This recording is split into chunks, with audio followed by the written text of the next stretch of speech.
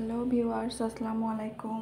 Welcome to my channel. আজকে আমি হাজির হয়েছি ফ্রেঞ্চ নট সেলাই দিয়ে কিভাবে একটা ফুল করা যায় তার ভিডিও নিয়ে। দেখুন, আমি প্রথমে কিছু ফ্রেঞ্চ নট সেলাই মাল্টি কালারের সুতা দিয়ে করে নিচ্ছি। ফ্রেঞ্চ নট সেলাই করতে গেলে মূলত বাম হাতে সুতাটা রেখে ডান হাতে সুইয়ের সাথে সুতাটা পেঁচিয়ে কাপড়ে ইন করলেই হয়ে যাবে। এখানে আপনারা 3-4টা প্যাচ যতগুলো আপনাদের মনে চায় সবগুলো প্যাচ দিয়ে নিয়েই কাজটি করতে পারবেন।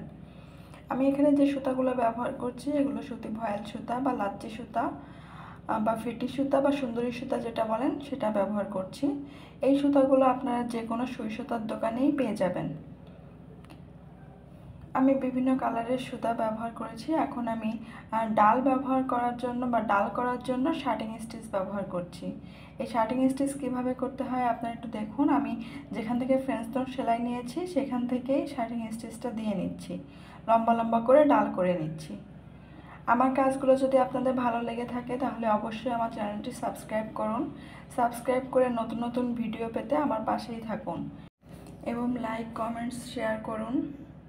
দেখুন আমি কিভাবে কাজটা করে নিচ্ছি। আমি ফ্রেঞ্চ নট সেলাই যেখান থেকে দিয়েছি সেইখান থেকে নিয়ে নিচের অংশ পর্যন্ত সবগুলো শার্টিং স্টিচ একই জায়গায় শেষ করব, তাহলে একটা সুন্দর লুক দেখা যাবে। দেখুন কিভাবে কাজটা করছি। এই কাজটি করার জন্য আমি সেম সুতা ব্যবহার করেছি। এখানে 2 গুণ পাতা কালারের সুতা ব্যবহার করেছি। দেখুন কত সুন্দর দেখা যাচ্ছে, মনে হচ্ছে একটা ফুলের স্টিক। এখন আমি এই স্টিকটা বাঁধার জন্য দেখুন সুইটা সবগুলো সেলাইয়ের ভিতর ঢুকিয়ে দিলাম। এখন আমি এখানে যেভাবে গিফট বক্সের উপর ফিতা জয়েন্ট করে সেভাবে একটা ফোর দিয়ে বা প্যাচ দিয়ে নিলাম। দেখুন কিভাবে আমার হাতের দিকে লক্ষ্য করুন, তাহলে বুঝতে পারবেন। সুতাটা আমি অল্প একটু সুতা নিয়েছি, নিয়ে 2টা হাতে ধরে গিট দিয়ে নিলাম।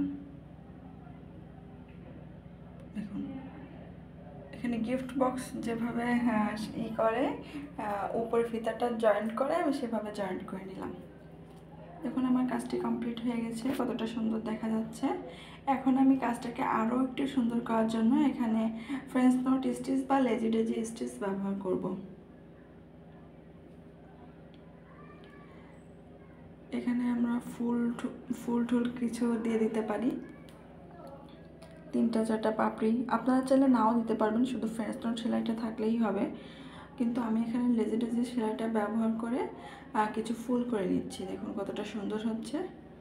আর লেজি ডেজি স্টিচ কীভাবে করতে হয় সেটা তো আমি দেখিয়ে দিচ্ছি, আর না বুঝে থাকলে আমার চ্যানেলে বড় ভিডিও আছে, এটা দেখে নিতে পারেন।